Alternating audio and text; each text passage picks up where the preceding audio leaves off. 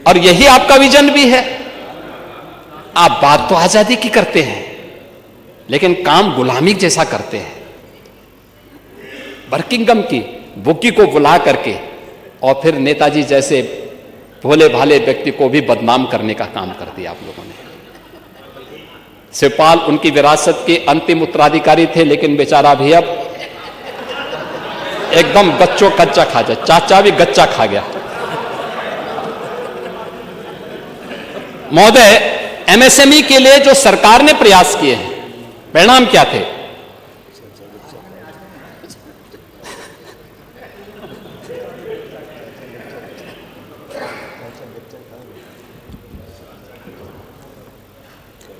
औद्योगिक ऋण।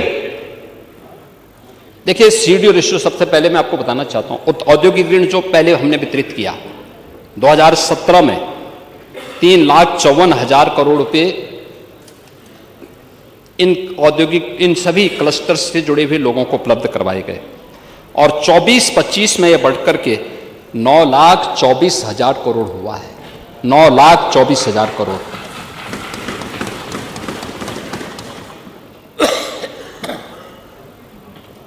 प्रदेश के अंदर सीडीओ रेशो यानी बैंक में हमारा जितना पैसा जमा हो रहा है, वह पैसा यहाँ के उद्यमियों को, यहाँ के नौजवानों को, यहाँ के किसानों को प्राप्त हो रहा है कि नहीं हो रहा है,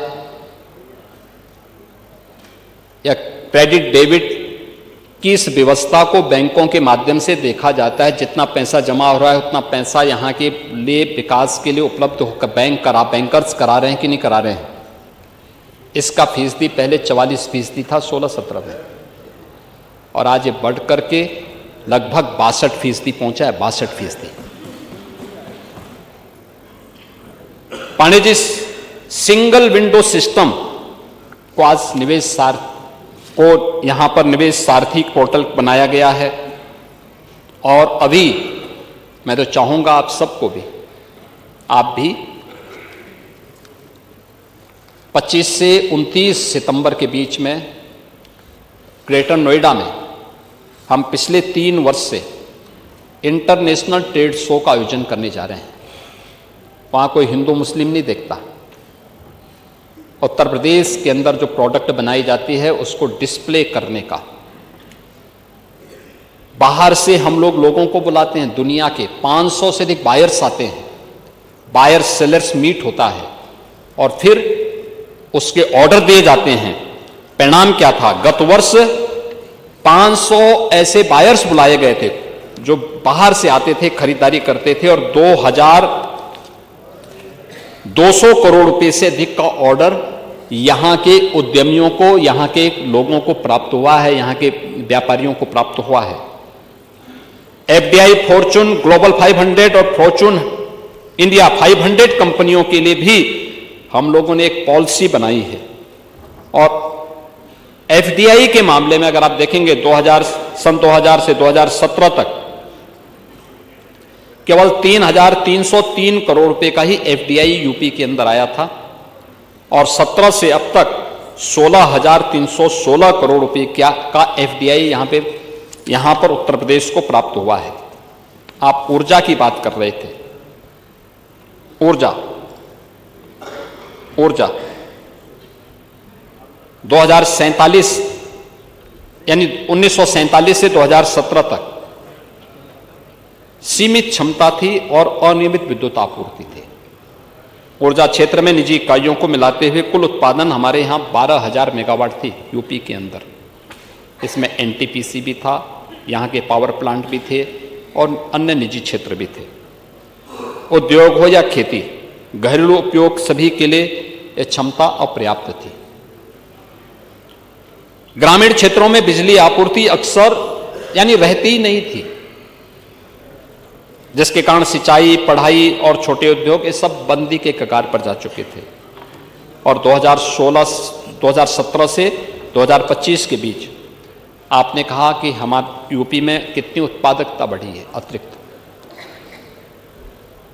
अगर 12 से 17 के बीच में आप देखेंगे, उत्तर प्रदेश में 6,000 मेगावाट की आपने बिजली की उत्पादन की क्षमता को बढ़ाया होगा। लेकिन 17 से लेकर के अब तक हम लोग 8000 मेगावाट की अतिरिक्त वृद्धि किए हैं यूपी में पावर जनरेशन की। आप यूपी में इसी से आप अंदाजा लगा सकते हैं 2016-17 तक जो पीक जाता था पावर का वह 16,000 मेगावाट तक पहुंचता था। बिजली की क्या स्थिति रहा करती थी हर व्यक्ति जानता है, हर व्यक्ति भुक्तभोगी है। और आज यही पावर की पीक आवर में जो डिमांड होती है वो 33,000 मेगावाट की होती है। 33,000 यानी आपसे दुगने से अधिक, और तब भी पावर कॉर्पोरेशन इसकी सप्लाई कर रहा है। प्रदेश के अंदर इस दौरान 1,21,000 मजरों में अतिरिक्त विद्युतीकरण का काम भी किया गया। और मैं इस बात को विद्युत मंत्री से कहूंगा कि वो एक बार दिखाएं आपके यहां कि आप जिस बिजली की योजना के बारे में बात कर रहे हैं वहां पर आखिर कहां वो पैसा गया, क्यों नहीं हो पाए। होगा, आप चिंता मत करिए। लेकिन ये भी हम बताना चाहेंगे कि सारे कार्य हुए हैं। 1,21,000 और 1,86,00,000 परिवारों को फ्री में बिजली के कनेक्शन भी उपलब्ध करवाए गए। 8 वर्षों में 765 केवीए के 3, 400 केवीए के 21, 220 केवीए के 72 और 132 केवीए के 99 सब स्टेशन भी स्थापित हुए हैं। और प्रदेश में विद्युतीकरण को भी एक समान रूप से जिला मुख्यालय पे 24 घंटे, तहसील मुख्यालयों में 20 से 22 घंटे और ग्रामीण क्षेत्र में 18 से 20 घंटे की आपूर्ति देने की व्यवस्था की है। और आज मैं कह सकता हूं कि यूपी अपने अन्नदाता किसानों को सर्वाधिक बिजली देने वाले राज्यों में है। सबसे अधिक बिजली उत्तर प्रदेश उपलब्ध करवाता है। इससे न केवल अन्नदाता किसानों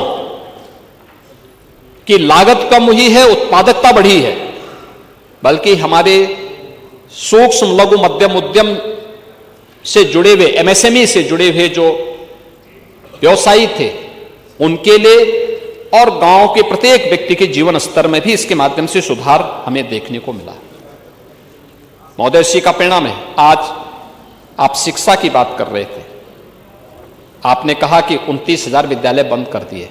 मुझे लगता है कि आप जैसे वरिष्ठ सदस्य को इस प्रकार के शब्द नहीं कहने चाहिए थे जो तथ्यों पर आधारित न हो।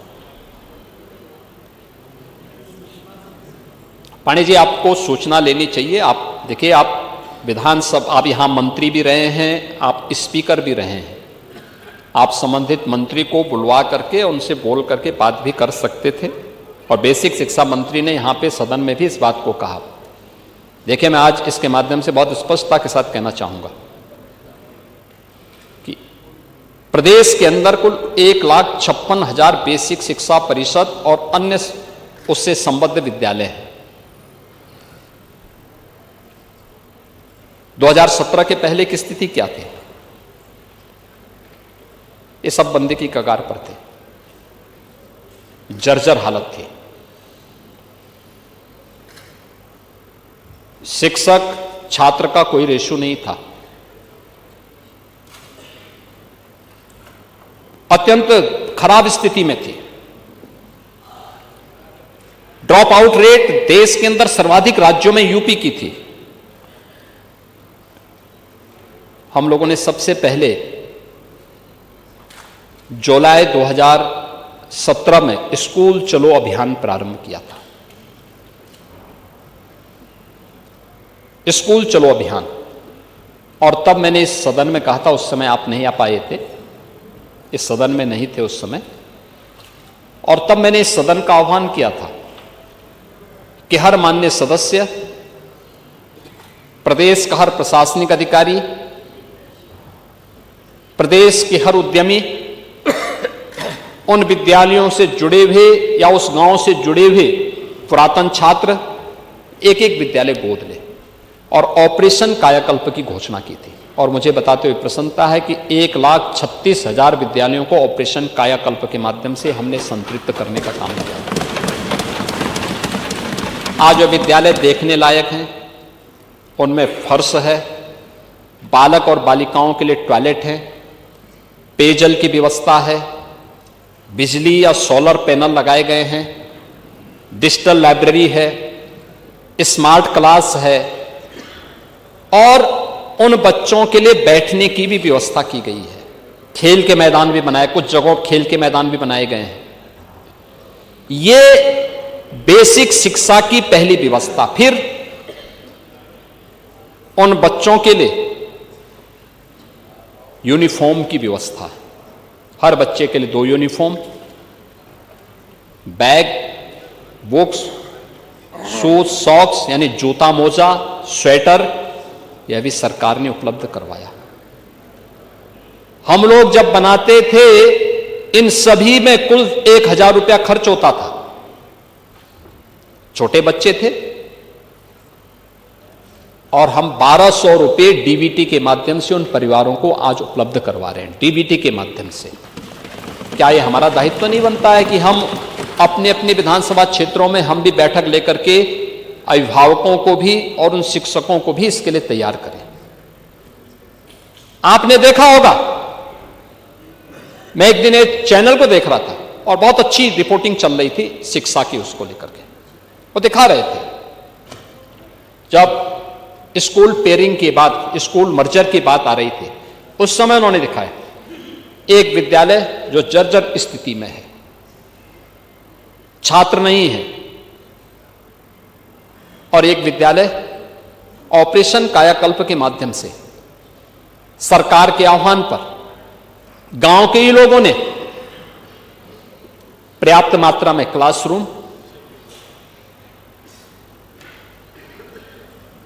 Digital library, smart classroom, furniture और क्लासरूम भी एसी बनाए गए हैं। बेसिक शिक्षा परिषद में सुल्तानपुर का ही विद्यालय है, सुल्तानपुर, जनपद सुल्तानपुर का भी है और वाराणसी के भी हैं, गोरखपुर के भी हैं, अन्य तमाम जनपदों में बनाए गए हैं। इसी प्रदेशवासियों ने बनाए हैं, जनप्रतिनिधियों ने रुचि लेकर के भी बनाए हैं। 17 के पहले तो ऐसा नहीं था, 17 के बाद हुआ है। और मैं स्पष्ट कर देना चाहता हूं, प्रदेश सरकार किसी भी विद्यालय को बंद नहीं करने जा रही है, किसी भी विद्यालय को बंद नहीं करेंगे। प्रदेश सरकार ने तय किया है कि इंटीग्रेटेड कैंपस बनने चाहिए बच्चों के लिए, जहां पे वह प्री प्राइमरी से लेकर के और सीनियर सेकेंडरी लेवल तक के स्कूल की शिक्षा प्राप्त कर सकें। उसी के मॉडल दिए गए हैं अटल आवासीय विद्यालय। पांडे जी, मैं जाऊंगा, यहां पे हमारे श्रम और सेवा योजन मंत्री हैं राजभर जी, श्री अनिल राजभर से कहूंगा कि एक बार आपको अटल आवासीय विद्यालय का दौरा करवाएं। अभी मैं बिलारी में भी आया था, बिलारी के विधायक भी नहीं होंगे यहाँ पे, हाँ भाग गए होंगे, क्योंकि स्वतंत्र देव जी ने ऐसी कसम उनको खिला दी है कि वो बेचारे समझ ही नहीं पा रहे होंगे कि किसके नाम पे कसम खाएं। ऐसी कसम मत खिलवाया करे जी। नहीं, मैं भी कह रहा हूं ना, किसके नाम पे करें, और खन्ना जी किसके नाम पे कसम खा देंगे।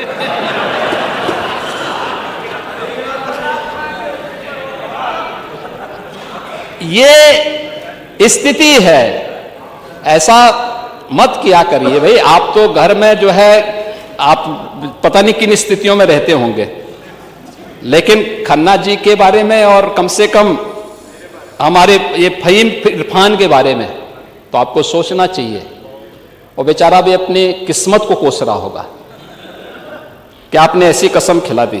मैं बिलारी में गया था अटल आवासीय विद्यालय का उद्घाटन करने के लिए। आप देखिए ना उन बच्चों के, आप अपने बच्चों को तो विदेशों में भेजते हैं पढ़ने के लिए,